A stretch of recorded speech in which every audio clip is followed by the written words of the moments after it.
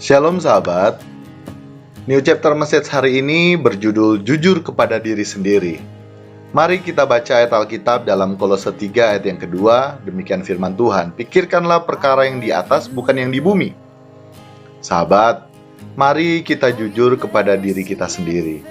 Kemana arah tujuan hidup kita?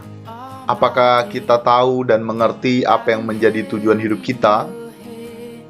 Bersekolah atau studi, berkarir, menikah dan berkeluarga, mencari nafkah dan bekerja dan melakukan segala kegiatan lainnya, untuk apa semua itu kita lakukan? Pada umumnya, semua yang kita lakukan hanyalah untuk memuaskan keinginan diri kita sendiri. Mari kita jujur saja pada diri kita. Dan sahabat, suatu saat ketika kita meninggal dan kemudian menghadap tahta pengadilan Kristus, barulah kita sadar bahwa hidup kita ternyata sia-sia. Karena apa? Karena kita menjalani hidup yang tanpa arah dan tujuan yang benar.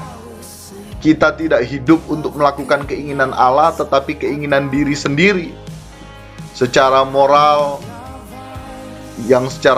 umum bisa saja kelihatan sebagai orang baik, bahkan rajin pergi ke gereja, menjadi aktivis, bahkan menjadi pendeta. Tetapi sebenarnya sahabat, arah hidup dan tujuan hidup kita yang tidak jelas karena bukan kepada Allah.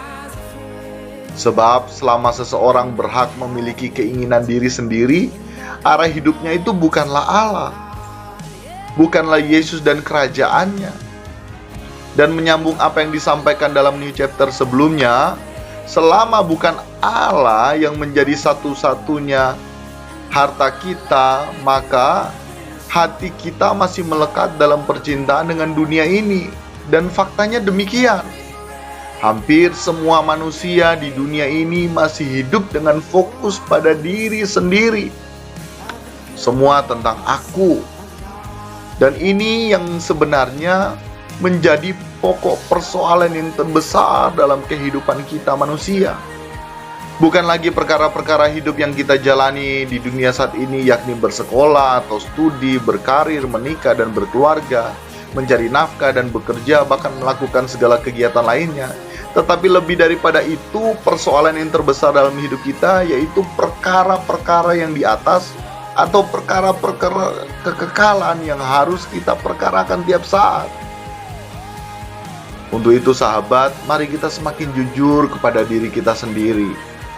Bila arah hidup kita, bila tujuan hidup kita masih belum diarahkan dan ditujukan kepada Yesus dan kerajaannya, maka sekaranglah waktunya bagi kita agar dapat merubah arah haluan hidup kita. Tuhan Yesus memberkati kita sekalian. Amin. Amin.